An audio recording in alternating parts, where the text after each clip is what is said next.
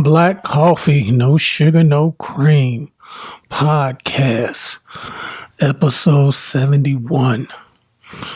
I am at Kenneth Jinx, riding solo dolo tonight. My co-host and friend, Brother Timothy, is acting as a first responder. He working. He called me earlier. He had some groceries that needed to be picked up. He'd been so busy, he couldn't even pick up groceries for his family. So charge it to his head, not his heart. We've been talking all week, been texting. You know, he's a workaholic, and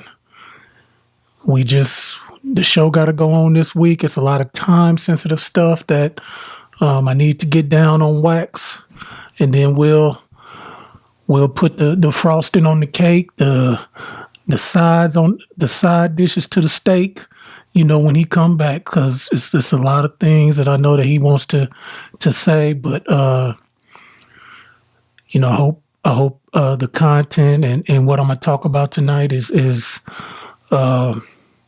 something that you'll be able to follow with me. I won't keep you too long, but it's Black Coffee, No Sugar, No Cream. You know how we do. Episode 71. Black Coffee, No Sugar, No Cream podcast. Everywhere where you can listen to podcasts. If you listen somewhere where you can rate us, subscribe to us, add a comment, do that. You know, I try to respond to every comment, every review. I try to give people shout outs. I definitely want to give a shout out. It's been a while, but want to give a shout out to Chris Bell, aka Doc Sizzle out of Danville, Illinois. He did that intro song. We added it, you know, quite a few months ago. So, you know, it's been working for us. We love it. And Doc Sizzle, thank you so much. We indebted to you. You know, thank you for your generosity. Thank you for your hard work. We love the intro to the podcast. So shout out to Doc Sizzle. I'm recording this on a Thursday, May 7th. Happy belated Cinco de Mayo. My co-host had a birthday, but since the last time we recorded, I want to give him a happy belated birthday. But just thank y'all for checking us out, tuning in, commenting, sharing us. You know, I've been running into people that say they rock with us, and you know, I appreciate that. You know, I'm touching my heart for the YouTube subscribers, you know, that can see this video. You know, I appreciate that. So we're gonna keep it going. You know, hope everybody's doing well. A lot of stuff going on. Coronavirus is still upon us. You know, it's a slippery slope, like I've always said. And of course, we've had a lot of current events in the world, in the country, especially here in the Midwest, especially in the state of Michigan, where people just showing their ass because they really tired of being at home, I guess. Well, I'm not going to say they tired of being at home. They probably are, but they ready to make some money. You know, a lot of men, myself included, we're used to going out and providing. You know, in Thessalonians, it said, if a man don't work, he don't deserve to eat. So maybe people are just to the point where, hey, it's nothing but a flu on steroids. Even though it's killing people, they feel like, hey, it's time for me to go to work. I don't deserve to eat if I can't work. And, you know, this government has us scared, and they're pretty much taking away my ability and right to feed my family. But on the other hand, how you gonna show up at the Capitol with guns and armed and being disrespectful to, police and authorities? That's where the rubber meets the road. And you have a different delegation, a black delegation that, feels that the playing field isn't equal. And based on some other things that have gone on in the country in the last 48 to 72 hours, 24 to 72 hours, I mean, what can you say? You have some footage that emerged in Brunswick, Georgia, of a young man that was out on a jog and got killed. And this happened, I guess, in February, or a few months ago. And all of a sudden, just out of the blue, the video emerges. And I'm glad that I waited till tonight, and I waited till at this late in the evening to go on, because now that I'm on, I've read reports that the two gentlemen have been arrested and charged with murder and aggravated assault for killing Mr. Ahmaud. Let me look up his name and let me try to get it right. Ahmaud Arbery. So a lot of people have seen that video. A lot of people were outraged. A lot of people, even some of our politicians, I know Bernie Sanders, Joe Biden, and the usual suspects, the Sean Kings, and others have, LeBron James, a lot of athletes, a lot of entertainers, T.I. I mean, he Killer Mike. I mean, all of our entertainers and black figures have really expressed their disappointment, expressed their concern, expressed their outrage at that video and the lack of action towards the Brunswick, Georgia prosecution and I don't know what the term to call it, but the prosecution. So as I'm recording, the alleged killers, I hate to use the term alleged, but I will try to stay within my protocol and use the term alleged killers, have been arrested. We already know. I mean, I'm not going to say we already know, but I would say it's highly likely that they will post bond if they get a bond. So that's, so the steps in the right direction have been taken once the video was released. I think, of course, hands were tied. And protests happened, and a lot of action was taken amongst a lot of people.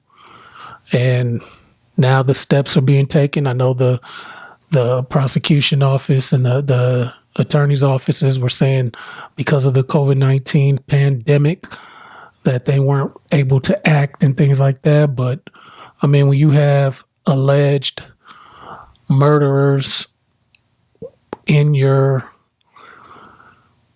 town just going free like nothing happened, and then this video emerges, hey, some people got to go to the office, put their mask on and do their job one day. So, shouts out to everybody that expressed their hashtags, expressed their outrage. But back to the folks that want this country opened up. It's a slippery slope. Let's just keep it a buck. It's a slippery slope. I mean, I've been working, I've been Ubering, I'm not going to say it's normal, because when I'm not Ubering and hustling, I'm at home. I mean, I'm so over going to stores, and I mean, I'm just over it. I mean, I don't want no parts of it unless it's absolutely necessary. I don't like going to stores to get something so simple like milk or eggs, and hardly anything is there. I mean, I don't know how it is where you live, but it seems like in this community, they've moved past loading up on toilet tissue. Now they're loading up on, different food items, which is understandable. Even though I'm over it, it's understandable because people are at home. So they're cooking, they're cleaning, they're having to make their house a home.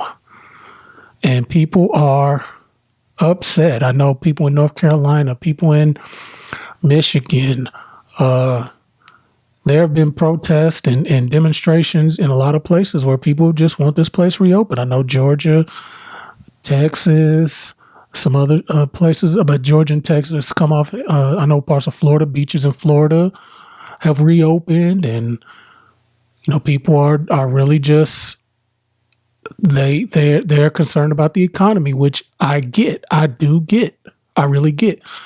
Me, on the other hand, is I'm playing both sides of the fence. I get it, but look, I mean, I'm trying to make sure that me, my family, people, my mother, my loved ones, my friends, they take this thing serious, because tens of thousands of deaths is tens of thousands of deaths, or 100,000. I mean, it's too many.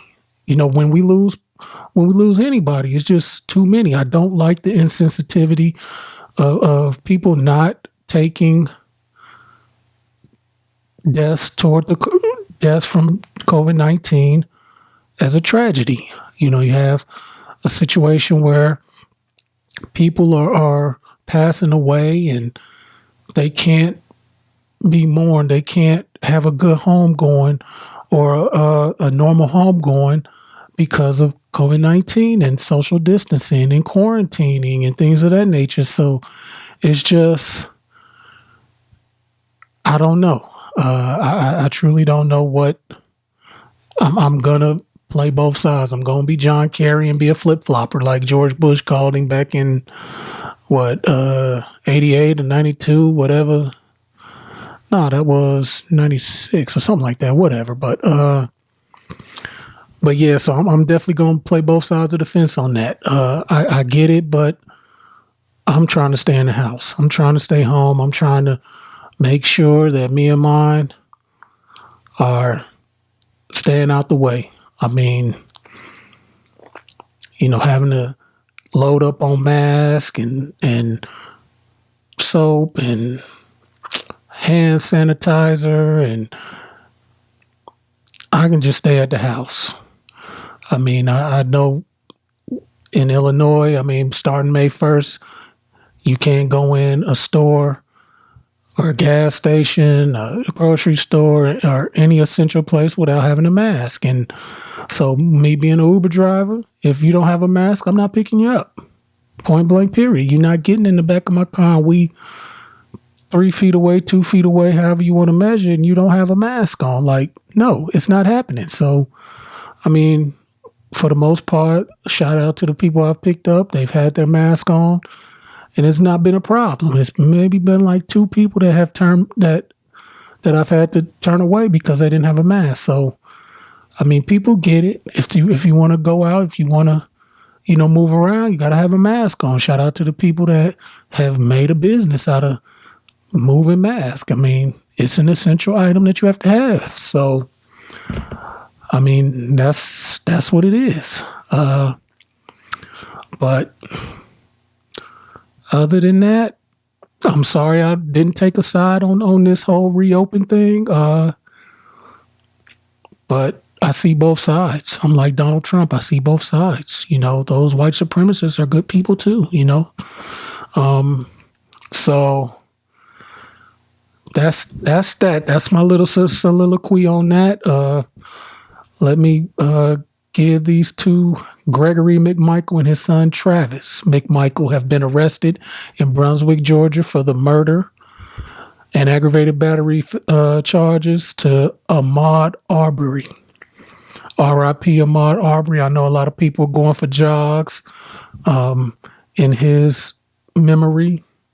So allegedly he was just jogging in the neighborhood and he fit the description. I mean, we've heard that for years. So the outrage is just, honestly, it's old, and I mean, we know what the solution is.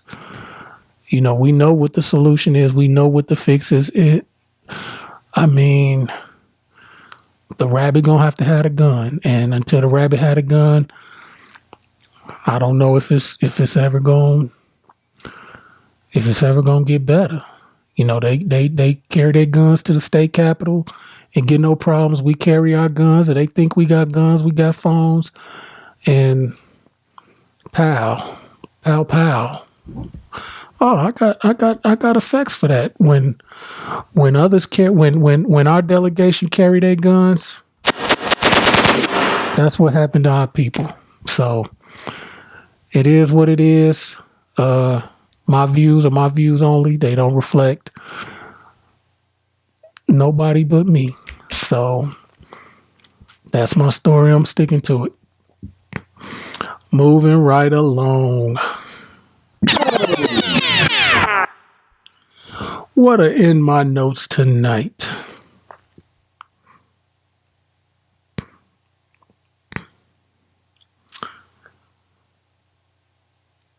Diddy's in the news. Shout out to Diddy. Diddy did a couple weeks ago. Diddy went Instagram live and had people join his Instagram live to raise money for COVID-19 and essential workers. It was awesome. It was an awesome cause and a lot of fun. When people, Diddy's the king of the remix. Definitely one of the great performers that have come along in my era. And so he had a little fun on Instagram Live in quarantine, and a lot of people have been in quarantine, just staying out the way. So Diddy made news. He was in quarantine, and I'm trying to pull up this footage.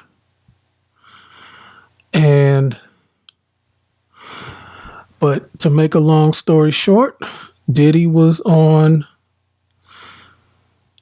his Instagram Live, and I can show you better than I can tell you. So Diddy was on Instagram Live, and he was having a Instagram Live conversation with Naomi Campbell, and he said the black vote will not be free this year. And he caught a lot of heat. So I'm going to play you the footage, and I'm going to discuss it a little bit.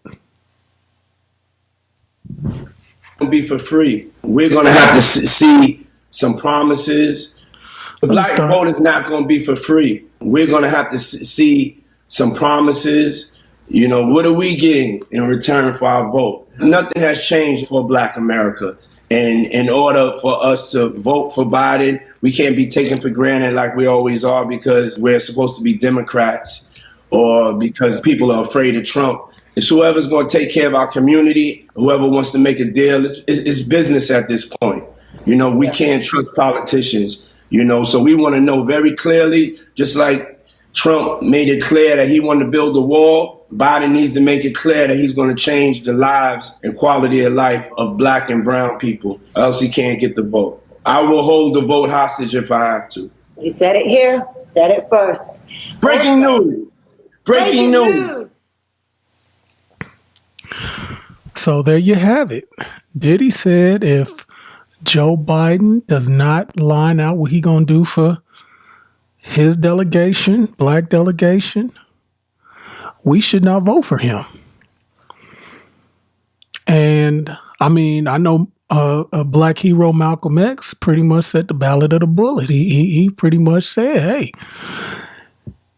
if they don't cater to our interests, do not vote."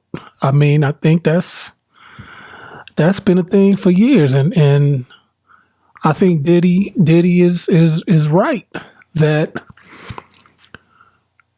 for so many years, I think the Democratic Party has just depended on the black vote. If they go out to vote, they're going to vote Democrat, which is true. I mean, I've said it on this show for years, even though I do feel Trump's going to be reelected, and I'm going to vote for Biden. And part of that is because black people just historically vote Democrat. Recent history, I guess, back in, before the Democrat Party was a Democrat Party, I guess, black people voted Republican, but, that's neither here nor there. That's way before my time. But in my time, as long as I've been a registered voter, it just was a thing that, hey, black folks vote Democrat. And so Diddy is basically saying that Biden does not have a black agenda if he does not outline what he's going to do for our people, our delegation. We're going to hold the vote hostage, meaning we're not voting. And what's the problem? I mean, but I think what Diddy needs to do in the meantime, before the election, is to lay it out what our agenda and our interests are. That's where I think in that 52-second soundbite, he didn't do. Now, one thing I will say is this election is going to be important for a couple of reasons. One is the Supreme Court, the 9 people on the Supreme Court, they're non-Supreme Court judges. They're 5 Republican or conservative, 4 liberals. And it appears, based on the news and based on people's feeling, that 2 of the Democrats or liberals will be, stepping down or retiring or may not make it. So this new president will be able to handpick the 2 replacements. So if Trump gets reelected, it's for certain probably going to be 2 Republican/conservative. So then that would make it 7-2 conservative/Republican to liberal/Democrat. So anything that's the Supreme Court hears, people are the judges are going to stay amongst their party line. So it's going to be important for at least this reason, that if a Democrat wins the November election and is appointed and has to appoint 2 replacement judges, at least to keep the Supreme Court judges at 5-4. So there are other reasons why that's the main reason why I will say, hey, I'll vote for Biden, because he'll be able to select or appoint these anticipated Supreme Court judges, these anticipated Supreme Court openings. So, but no, so Diddy has some time. Hopefully he will begin to elaborate on what it is that that he wants Joe Biden or any presidential candidate to do for black interests. And we are well within that right. Hey, everybody should vote their interests. I mean, if your interest is, taxes and money and things of that nature, of course, Trump may not be a bad candidate, but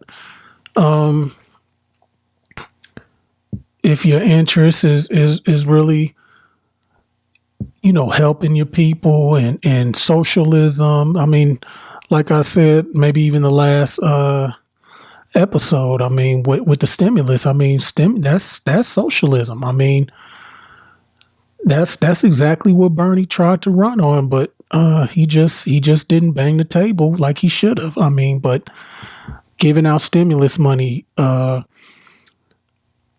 relieving automobile industry, the banking industry, that's socialism. That's not capitalism. So people that are so-called capitalists and against socialism, I mean, that's exactly what the stimulus, that's what it is. It's socialism at its finest. So I'm glad Diddy stepped up and said it. I mean, he did coin the term vote or die when Obama ran in 2008 and used his influence. So kudos to Diddy and continue to push that agenda. And if Biden if Biden is the guy, let's hold him accountable. I mean, Biden has a checkered past, as checkered a past as Donald Trump, and I mean, but that's okay. I mean, it's okay. Of course, the GOP is going to use that against Biden in the campaign. But hey, I mean, Donald Trump has a checkered past too, and he's the president and has a good chance of being reelected. So Biden has to just own it. Campaign is behind off, and at this moment, it's possible. I mean, at this moment, I'm not going to say at this moment, he leads, but at this moment, 4 years ago, Hillary led. So it's a lot of work to be done. A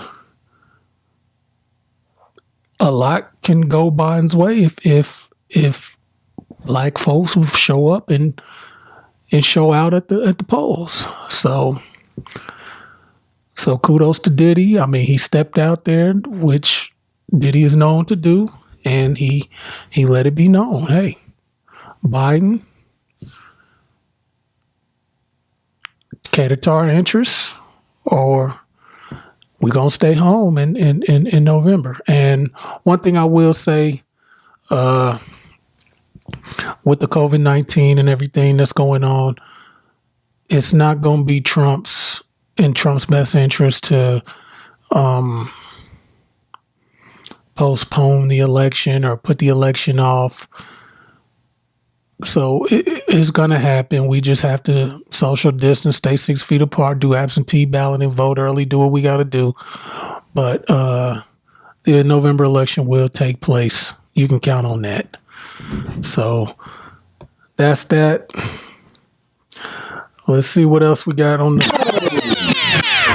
the docket. See what else we got on the docket. Oh yeah. So while we trying to social distance, it's been some kicking it going on in Chicago. So much kicking it made TMZ. So it's about 100 people that on the west side had a house party. People went live. People went IG live, Facebook live, and just let it be known they was kicking it, that it was lit. And the 26-year-old that threw the party said it was only supposed to be 20 people. It ended up being 100. Nobody got shot. I mean, that's kind of important when you're talking about Chicago, especially west side. Kind of west side. I give them that, I give them that. We'll give them that. It was west side, but it might have been the burbs a little bit. We'll give them the west side. We'll give them that. But yeah. So Ms. Lori Lightfoot wasn't too pleased, and the guy's mother is actually a first responder. She had no knowledge of it. She said when she got home, it wasn't, her house did not reflect that it was partied in 8 hours prior. But it went viral. It went live. It was lit. So she got a big hefty fine, which I kind of wanted to touch on because, I mean, this is a 26-year-old grown man, that's throwing a party and his mama get the fine. Hopefully the youngster, and I call him a youngster because I'm a few years older than him, but hopefully he gonna take his little check or his little stimulus money and give it to his mama and be like, I'm sorry, I was trying to kick it and, messed up the family name for a little bit or caused you a little shame. You getting them side looks. But he said something that kind of resonated, and he was just he did a video Zoom session or Facebook Live session with an Alderman LaShawn Ford, and he basically said like it's a disconnect. It's a disconnect. We're not really taking this pandemic serious, and so we really weren't thinking about the virus when I put together these plans to have a little get together. And I mean, it is what it is. I mean, it happened about 2 weeks ago, I think a couple of days after we recorded the last time. So we've definitely moved on. And that's another reason why I wanted to get in here and throw some things on wax, because a lot of the stuff is time sensitive, but we can season it and heat up the leftovers when Brother Timothy get back in here. But just get some things down and get some content out there. But yeah, they got lit on the west side a couple of weeks ago.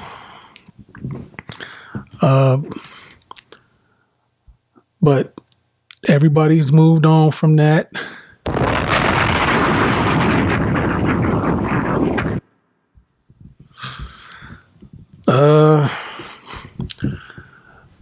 This next subject is close to home.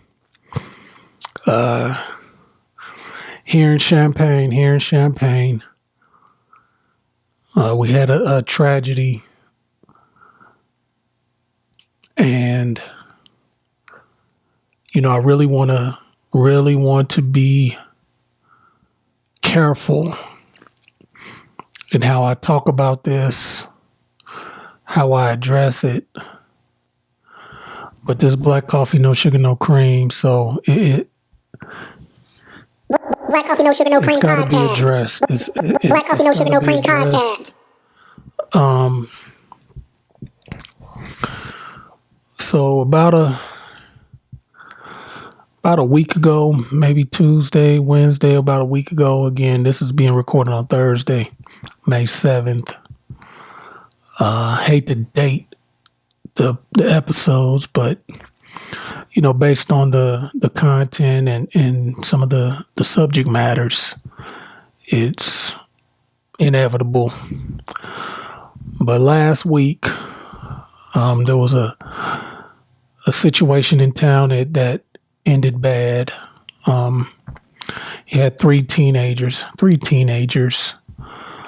that allegedly plotted to rob, home invade a alleged random home here in town. So all the facts, I mean, I'm going to just report what has been reported. Hopefully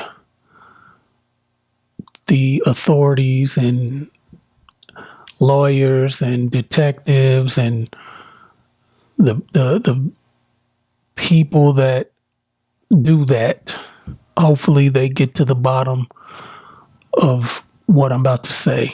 But allegedly, three gentlemen, two young boys and a girl, knocked on a door. Well, the girl knocked on the door. She asked the resident, could she use his phone?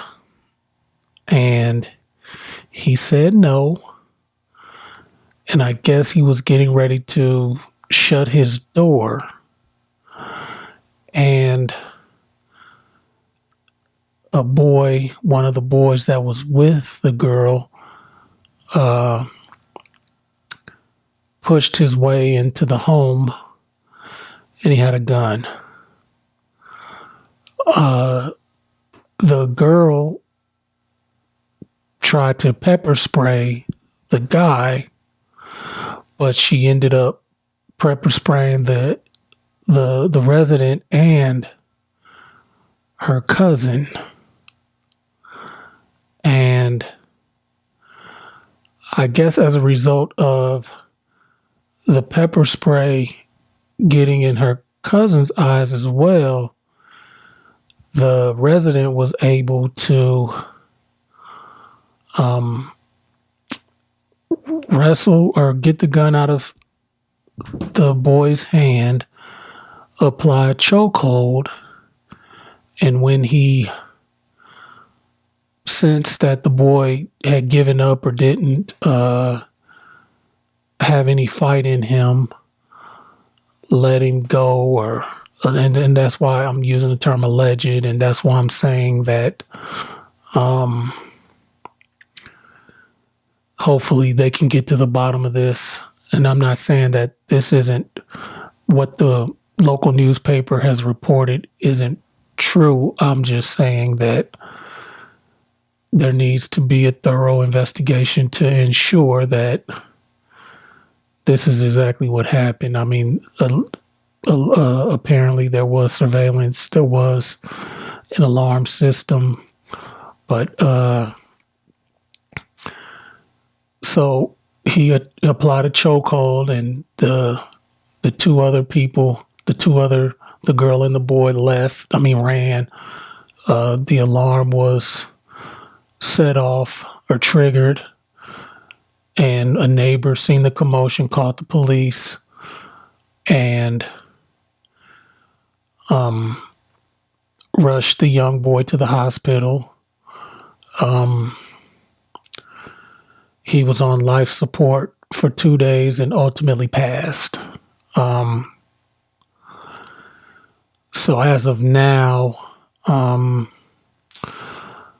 the girl and the other accomplice are in custody. The young man has passed away, and as of now, no charges will be pursued against the gentleman that applied the chokehold. And so yeah, just a heartbreaking situation. I think it was two 15-year-olds and a 13-year-old. So one of the boys that died was 15 years old. Yeah, so RIP.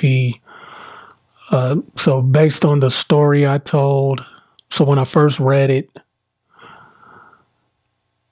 I was like, man, like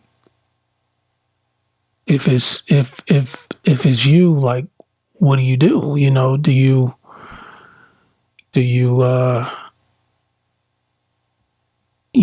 got to protect what's yours. If somebody trying to run up in your domain, you have to do what you have to do. But when the young man passed, it was just, I've been sad about that because, a lot of young boys, a lot of young people, have lapses in judgment, make horrible mistakes. But I think the thing about being 13 years old is you become 14. And when you become 14, you become 15 and etc. And, you know, the choices you make can affect you for a long time. And, you know, in this boy's case, he won't have a chance to right his wrong or do his time per se or rehabilitate. Like, it's over. Like, one bad choice and, you know, now he leaves behind a mother and loved ones that, and I'm just trying to say the right thing. I mean, this is Black Coffee, No Sugar, No Cream. So, you know, it's something that Black Coffee, No Sugar, No Cream podcast. It's something that if the podcast is gonna be what the podcast is, definitely it's something that has to be talked about. But I feel sympathy. I mean, it's you can say, hey, he made a bad choice. He picked the wrong one, or he picked the right one, whichever way you want to look at it. And that's true. I mean, you know, this choice that he made, he paid the ultimate sacrifice or consequence. And, you know, based on what has been released, that resident did what he had to do. But I just feel for everybody involved. You know, I hope the resident has I hope he feels bad, not blaming himself, but, you know, I hope he has feelings. I hope he in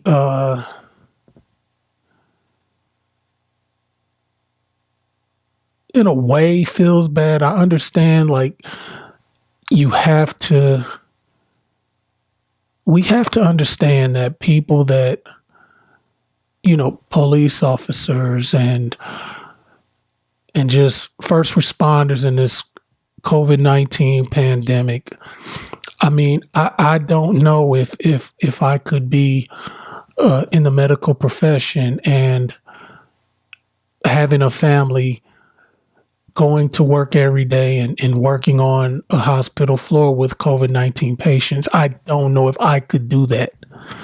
So when I say thank you to the first responders, I mean that. When I see essential workers at work, I thank them because, like I said, if I'm not providing, or I am at home, if I'm not here doing a podcast, or I am at home. And people that get up and go to essential jobs, especially first responders, you know, they are putting it on the line every day. And so back to this situation that happened in Champaign with these three teenagers and the resident that defended himself. I don't want him to feel like these alleged murderers in Brunswick, Georgia. I'm not saying that they should have the same pain, but hopefully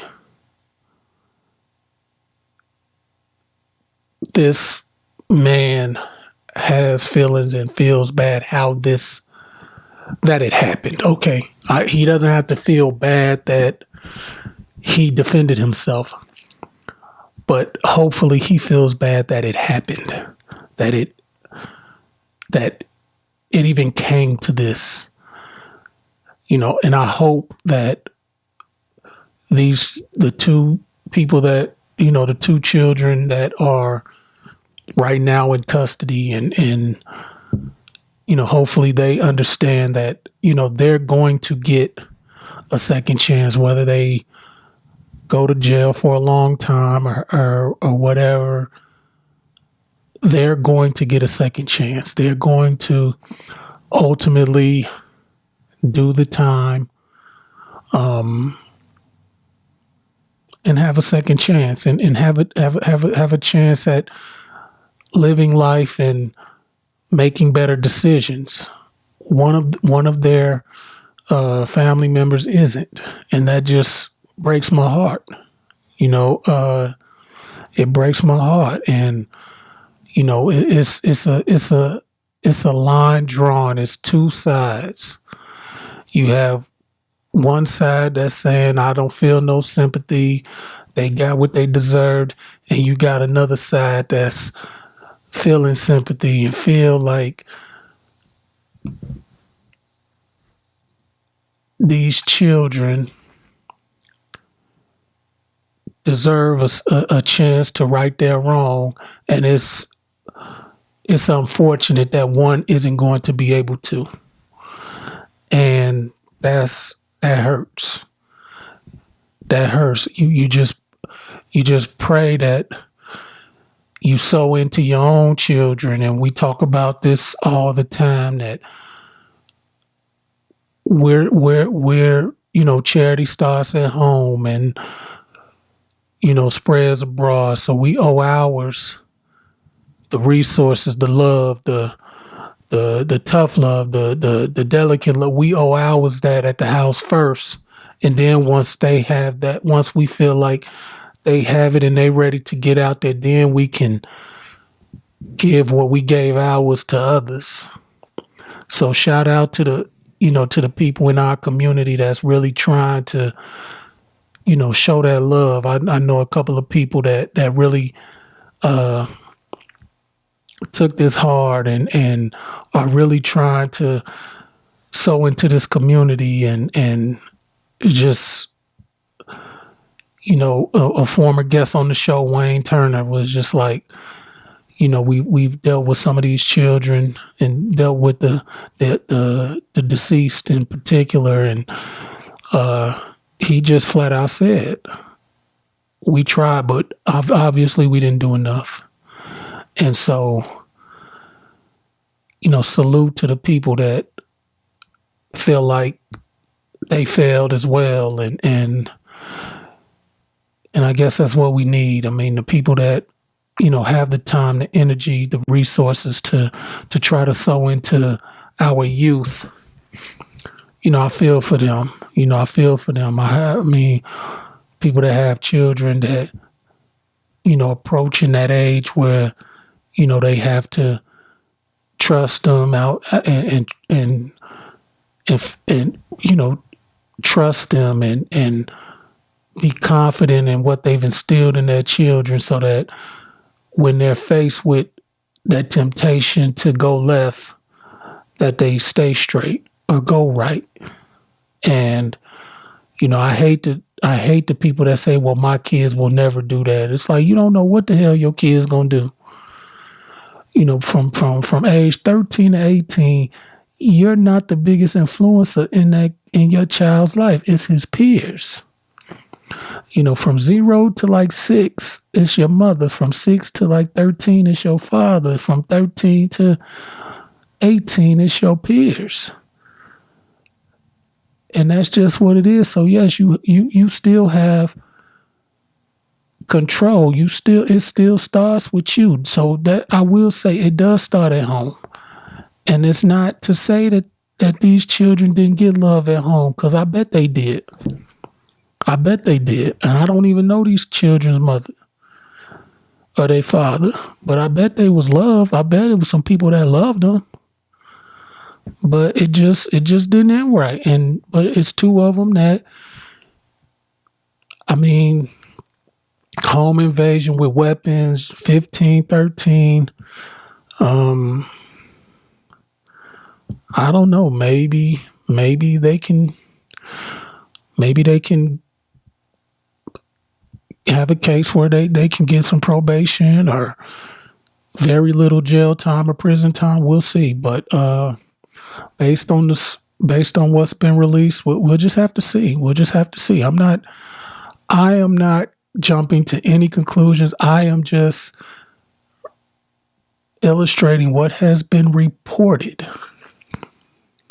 That's what has been reported. We don't know all the details. They're saying it was random. We don't know. They're saying, what they might find, we don't know. And I'm not going to jump to conclusion, just like with Ahmaud and these. I am not going to jump to conclusions about anything. Botham John and his brother wanting hugs from that gal. I'm outraged. But until I hear families speak up, I'm just going to be outraged that people are getting killed in this on video, and due diligence and due process isn't timely. So hopefully, back to this Champaign, since I'm not trying to name no names, if you from Champaign and you haven't been hiding under a rock, you know what I'm talking about. I'm not the most informed, but this is my platform, 71N. And this is what we do. We don't talk about local things a lot. We don't have to talk about these things all the time, but it just kind of rocked both two communities that exist in this community. It just is what it is. I'm just saying it how it is. It's three communities in one, and that's white, black, and U of I. And that's just how it is. If something happens, you can go on Facebook pages, comments, and you'll see based on the comments how the opinions are and how people perceive things. And that's just how it is.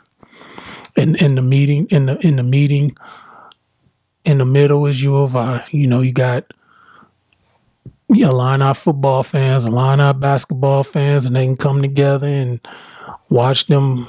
You know, they had a couple good basketball season, good football season, you know. So they was okay this year, but historically they subpar. Just gonna keep it a buck, and y'all know it. But R.I.P. to the young man. I mean, look, I'm not trying to say that, you know, if the resident don't feel sympathy, you don't feel sympathy. I mean, I understand, you know. I mean, he's an ex-Marine, so he probably done seen some shit, done been through some shit, and obviously knew how to send somebody to his grave. I mean, that's just. I mean, what more can you say? I mean, he's a proud ex-Marine, and he said he learned that in the Marines. So, I mean, you run up and, you know, he ran up in the right dude the wrong, however you see it. So, and based on what's being told, but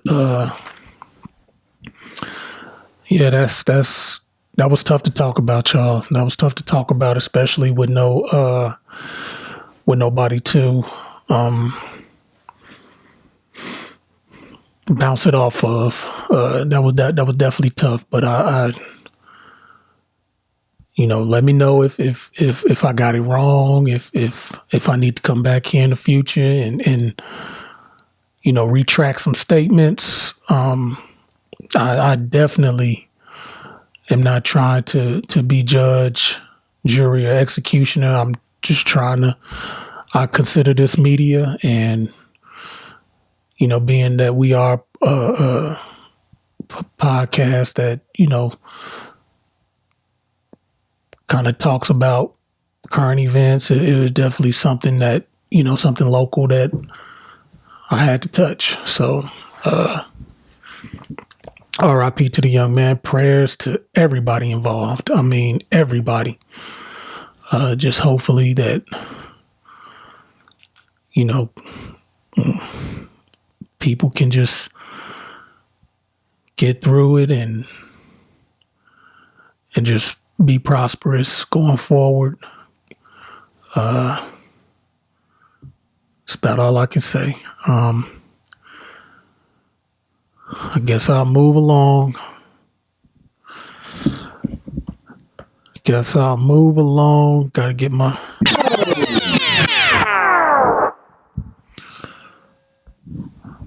So, this is a topic that, with Brother Timothy not being in sports, I figured I could come in here and speak on it and talk to myself, talk to you. Again, it's Black Coffee, No Sugar, No Cream podcast. This is episode 71. I'm at Kenneth Jinx on all social media platforms. Well, on Instagram and Twitter at Kenneth Jinx. Facebook, Ken Jinx. Twitter page, Instagram, YouTube. Shout out to our YouTube viewership. Thank you for got a couple new subscriptions. Appreciate you all. I'll look that information up and give you a shout out in next episodes.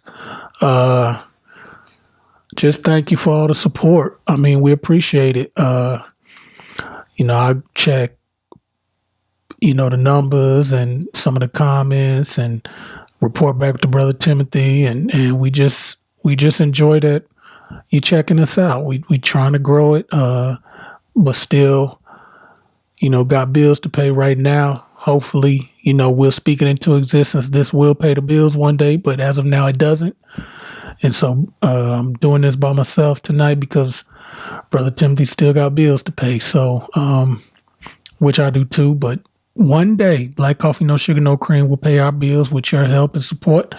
But this topic is something I could talk about. Last Dance. Last episode, I asked Brother Timothy, was he watching? He said no. And knowing him and knowing his interests, I mean, he watches a lot of movies. I don't watch movies, so go figure. So I can't hold it against him that he's not watching The Last Dance, the Michael Jordan documentary. I'm enjoying it.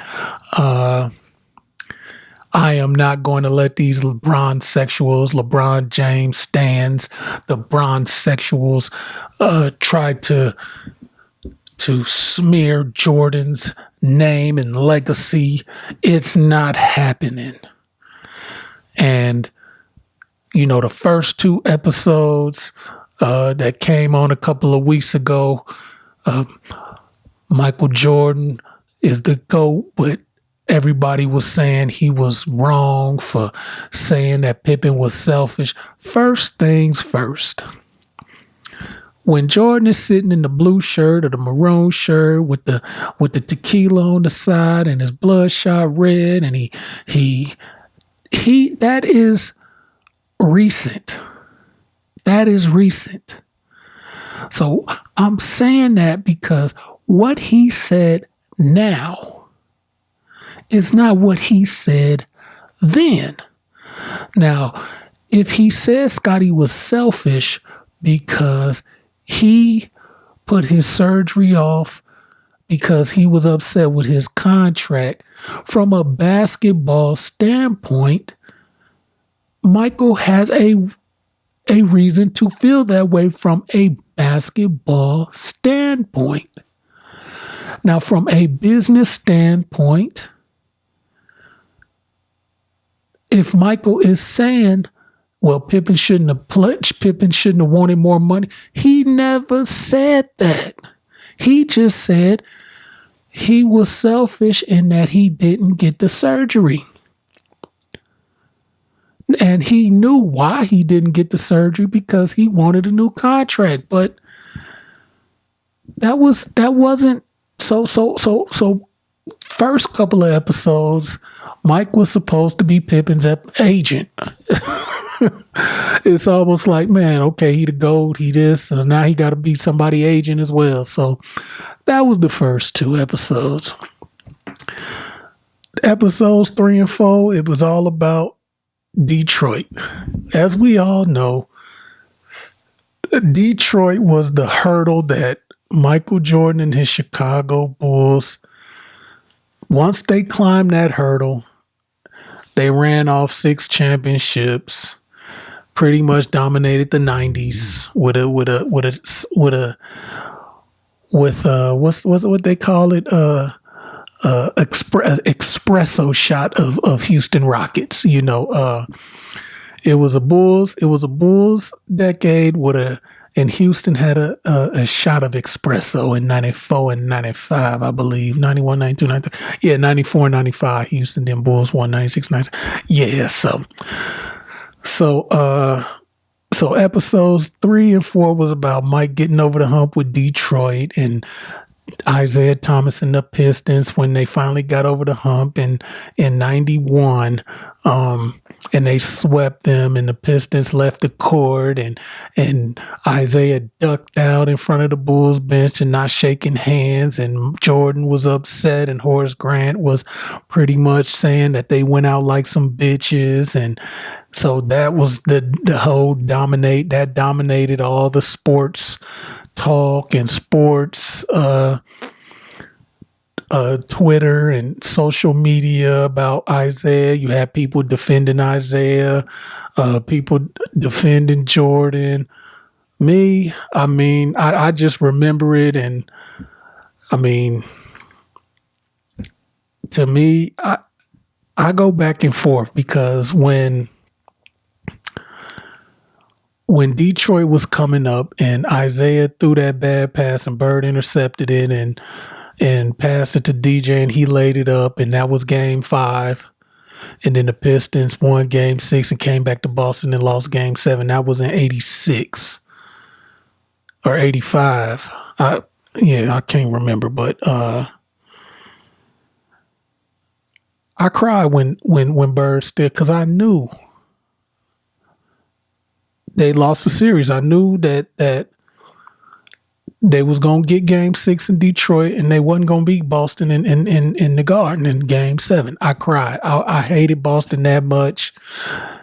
I couldn't relate. I mean, Bird was a monster. They had a great team. Kevin McHale was one of the most skilled post players in NBA history. I mean, when you threw it on the block, if you didn't double him, he was scoring. That dude was so skilled on the post.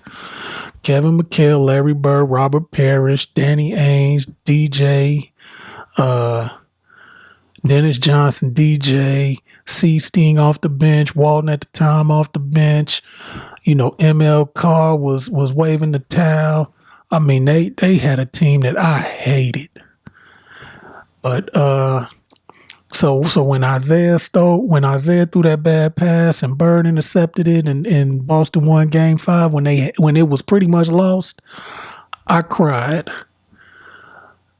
But then when Jordan finally came up and he was releasing shoes and he had the flair, it was just like you couldn't help but to not like him. And we in Champaign, Illinois, and WGN broadcasting all the games. I mean, it was Mike heaven. This was Mike heaven. And so, of course, everything that you watched his whole journey. We took that ride with Jordan. So when they overcame the Pistons, that marred it. You know, that moment was just kind of like, dang, they shitting on the Bulls. They shitting on Mike. You know, he trying to duck out. It was just like, man, y'all been beating their ass for years. And so when they got that, I mean, I think Mike was like, man. So again,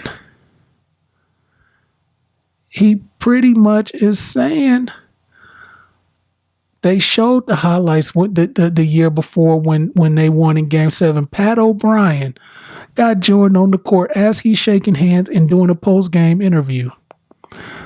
So his whole thing is, I shook hands. I had to meet them in defeat. I had to, if Pat O'Brien grabbing me and I turn it down, of course, people going to be upset. They going to say stuff about me. So when Isaiah and Lane Beer and those guys just walked off the court, of course, Mike and them going to feel away. Like, what are y'all talking about? And y'all beating him down. Y'all really beating him down. Like, fouls is not fouls. They beat down. They mauling Mike and the Bulls. So when they won, it was just like, man, at least look us in the eye and say, man, job well done. We've been beating your ass for 4 years. But when they didn't, so why shouldn't Mike feel away? Which brings us, now that I've talked about 3 and 4 in the Piston there, now which brings us to 5 and 6 that just aired this past Sunday. This is about social activism and gambling. Shit, I mean, hey, I can't speak on the gambling. Hey, if Mike gamble, we gamble. I mean, if you want to bet on everything, if you want to bet on pitching quarters, like, goddamn, Mike, like, you got to bet on throwing quarters. You know what I'm saying? Like, do I think Mike maybe had a gambling problem at one time? Yeah, I think he do. I honestly think he do, but is a problem. What is a gambling problem? Is a gambling, like he said in the documentary, is a gambling problem? I gamble so much that I can't even take care of my family. I gamble so much that I'm broke. I mean, if that's the criteria of a gambling problem, then no, Mike don't have a gambling problem. But if Mike is gambling to the point where he finding himself being subpoenaed to testify in court against people because he done lost gambling debts and paying gambling debts, then maybe he gambling with the wrong people. Now, in that case, I don't even know the dude's name, but he had a jerry curl and he just looked like somebody that Mike should not be dealing with. But, looks can be deceiving. At least Mike, he didn't just, well, it is what, but, hey, maybe Mike, maybe Jordan should have checked himself. It's one thing to bet. It's one thing to play poker on the back of the bus or on the plane with your teammates. It's you bet on golf games, bet on card games, go to legal casinos. But when you gambling with folks and you being subpoenaed because you gambling with folks or losing to folks that got you in courtrooms, then yeah, you should check yourself. But now let's talk about the social activism. So this has always, when people talk about Mike and his legacy, we all know he's the best player to ever lace up sneakers. Mike has never gotten a pass for his alleged lack of social activism. And so in these last 2 episodes, there was a situation where in 1990 or 1991, in Mike's home state, there was a Senate race. A black man by the name of Harvey Gantt was running against a white man named Jesse Helms. Jesse Helms was a bigot. Jesse Helms had no problem with, he wanted the Brown versus Board of Education case outlawed, meaning dismissed, meaning he wanted schools separate. He wanted he was a bigot. He was a racist, and he had a lot of racist views. And Harvey Gantt was a Democrat, very accomplished, graduated from Clemson, had very accomplished educational wise in the black community. And I guess Michael Jordan's mother wanted to run an ad or do a ad to endorse Harvey Gantt. Michael Jordan emphatically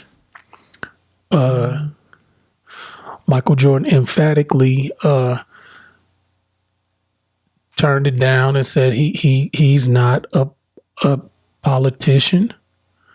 He is a basketball player. That's what he's striving to do. He's not trying to get in that realm of endorsing candidates. And for me, honestly, if I'm going to really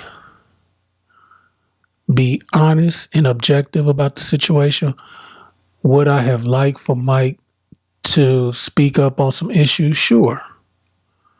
I would have liked it would if Mike would have spoken up on some issues, it would help his legacy per se in the black community. But on the other hand,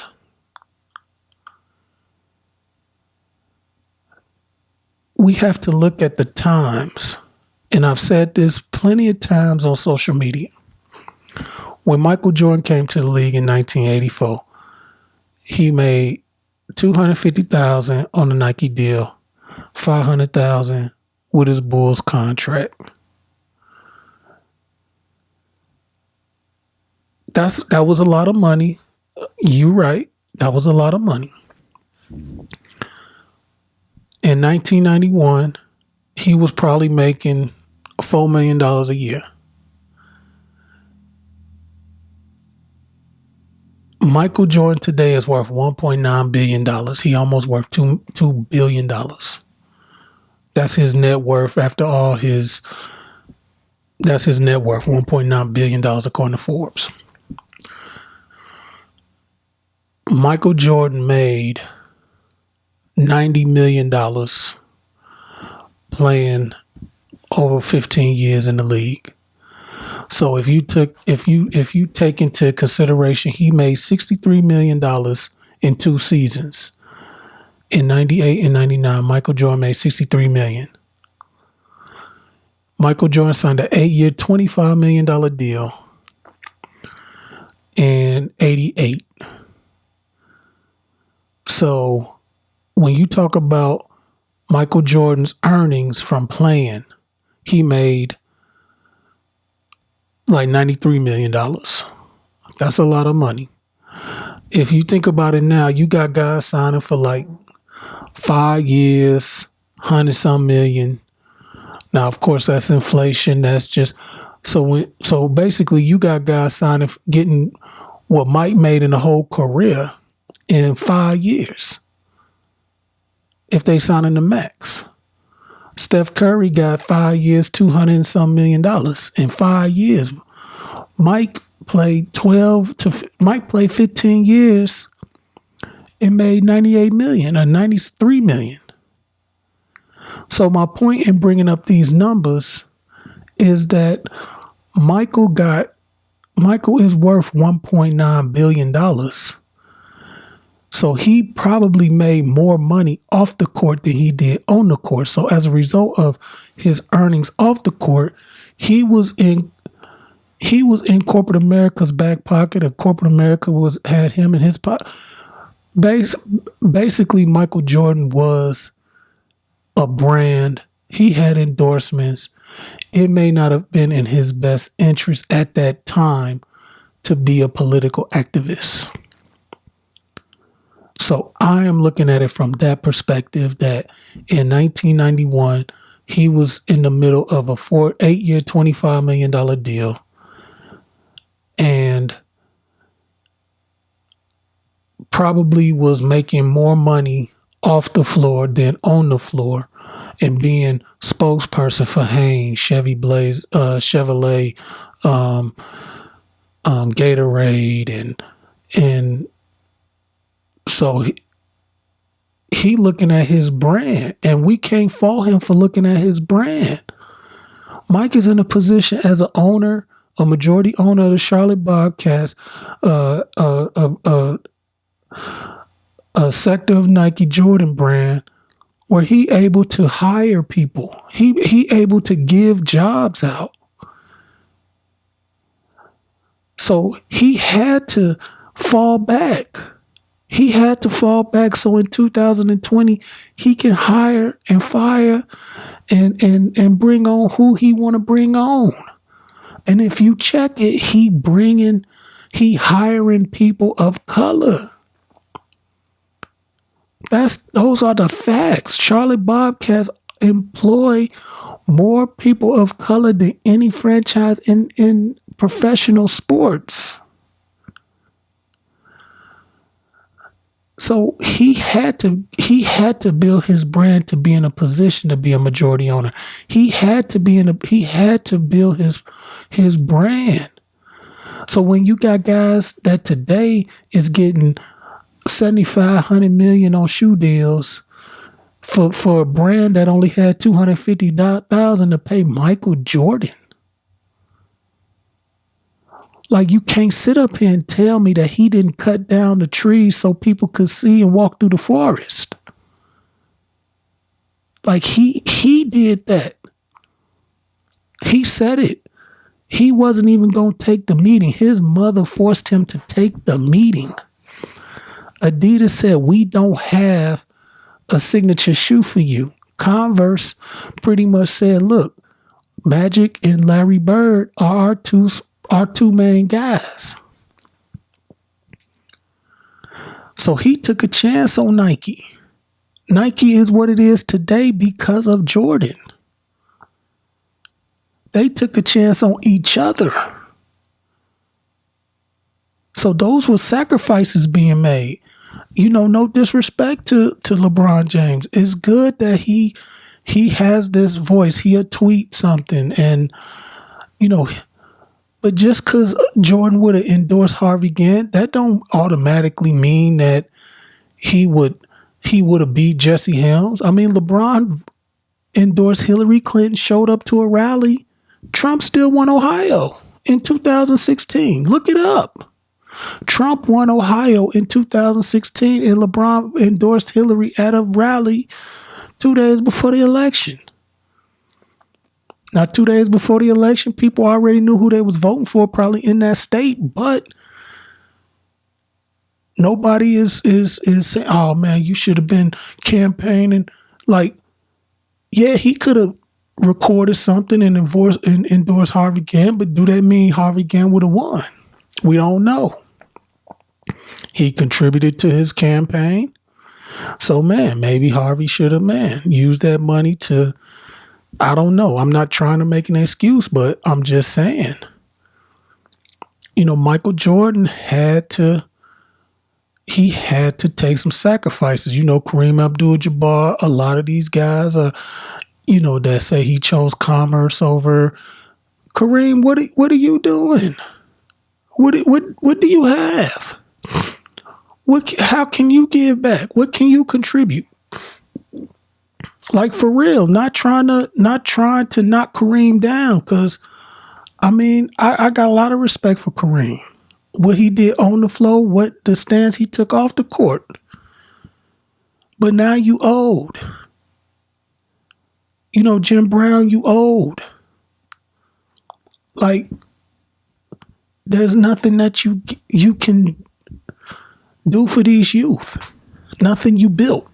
You didn't build nothing to directly affect our youth.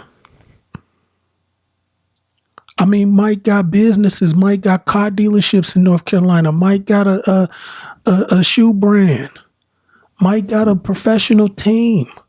He has entities that he can directly help and influence people. And if he would have spoken out and been politically active, maybe these companies that allowed him to build wealth and have these corporate contacts might not fuck with him in 2020. And I'm not saying that. I am saying he made the right decision. I mean, Mike has been philanthropic. He's been charitable. He's given money to a lot of causes.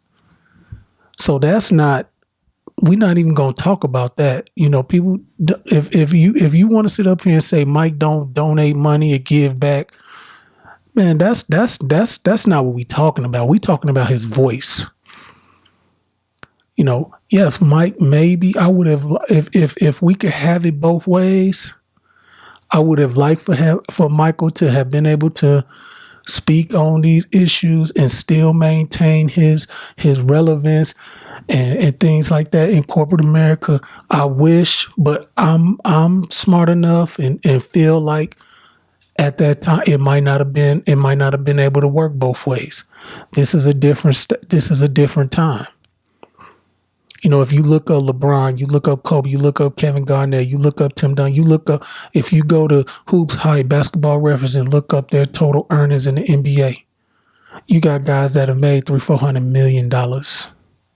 They can say whatever the hell they want, and their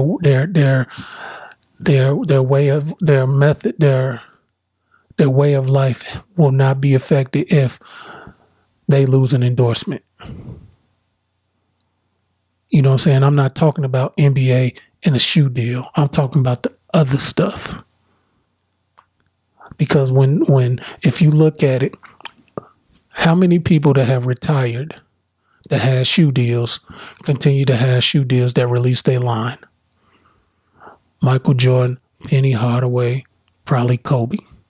Other than that, if you're not playing, the shoe deal gonna be done with you when you're done playing. You know, maybe Kyrie, Kevin Durant gonna have a shoe line when they done playing, but for the most part, when you done playing, only Michael Jordan, Penny Hardaway still have active shoe lines. And I'm not even gonna say Penny Hardaway. He might, you might be able to, you know, get a retro at an exclusive sneaker spot, but if you just go to a regular Finish Line of Foot Locker in a town called Champaign, Illinois, in middle of the state, Illinois, you probably ain't gonna find too many Penny Hardaway retros. You know, you might find them at certain times, but they're not releasing Penny Hardaway exclusives like Mike. You know what I'm saying? So that's what he built. He built that. He built that. He owned a team. Only a majority owner in sports.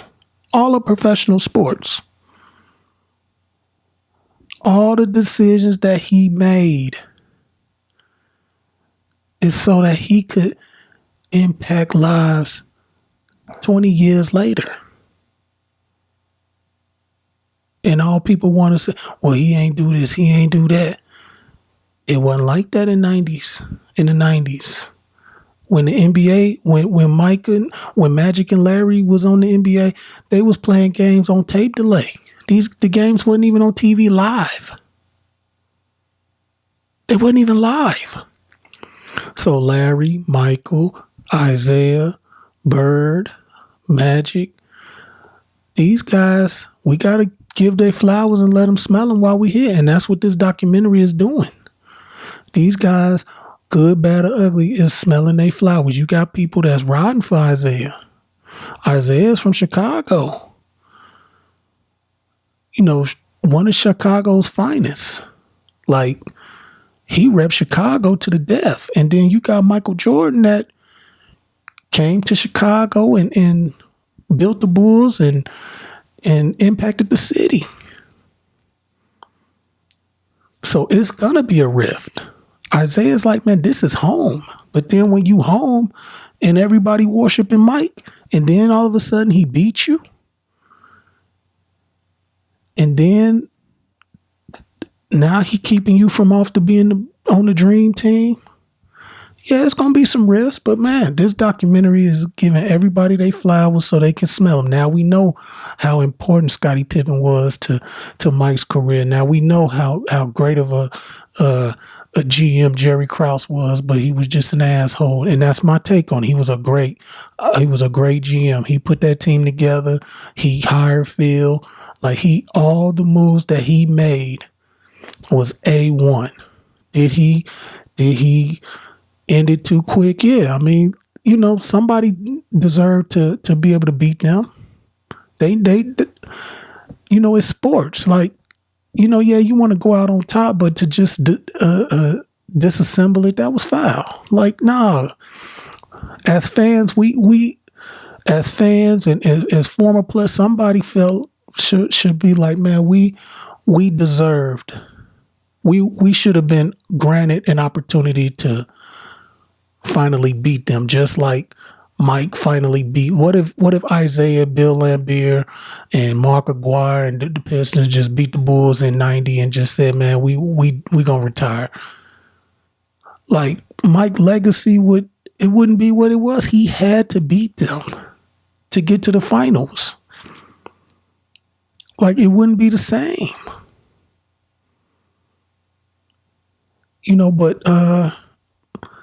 But the good thing is, I think the good thing is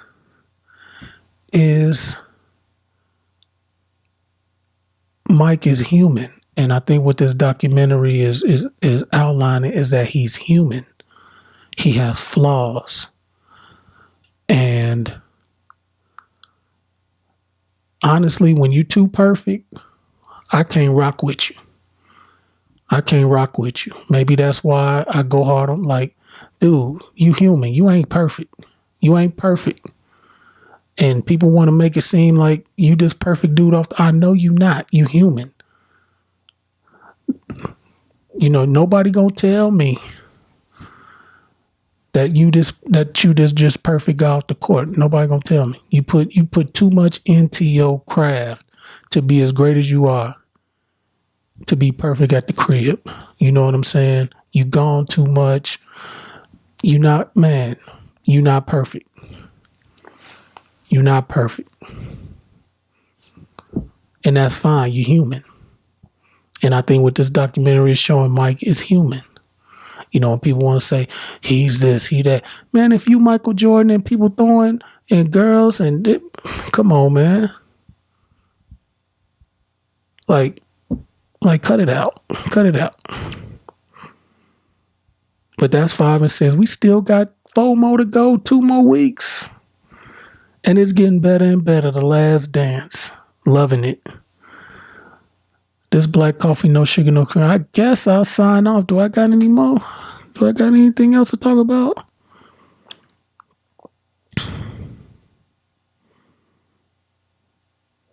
That's pretty much it. I think I brought a little uniqueness to it. Talked about something that probably, Brother Timothy wouldn't have been interested in, the whole Last Dance situation. Other than that, it's Black Coffee, No Sugar, No Cream. This episode 71. We're available everywhere where you can listen to podcasts, most notably Apple Podcasts, Spotify, Pandora, iHeart, TuneIn, SoundCloud. Just put us in Black Coffee, kNOw, Sugar, kNOw, Cream. Brother Timothy, it's all love. Miss you. Talk to you every day. I know it's all good. You're a first responder at the moment. Go ahead, get that money. We'll catch a rap later. and we can put the icing on the, so this was the cake. I baked the cake tonight. So when you get here, you could just add the icing, you know what I'm saying, to some of the things that I talked about, especially in some community things, you know, the Champaign situation with the young children. And and thanks to you, brother, I don't like to use the term kids. So I like to use that term children and child and things like that. So thank you for that. But I missed you. You know what I'm saying? It's all love. Thank you for all the support to all the listeners. Hopefully you enjoy this. You know, that last dance. I know jumping into a different realm, even though I didn't even talk about basketball. Stay true to Black Coffee, No Sugar, No Cream and what we represent. But I'm out of here. Again, episode 71. Black coffee, no sugar, no cream. Black coffee, no sugar, no cream. Black coffee, no sugar, no cream podcast. Knocking mics over. And again, until next time, may peace be unto you. And as Brother Timothy always takes us home in our original Arabic language, Assalamu alaikum. Y'all finished or y'all done? I ain't got no more talking. Peace, y'all. Peace, peace, peace.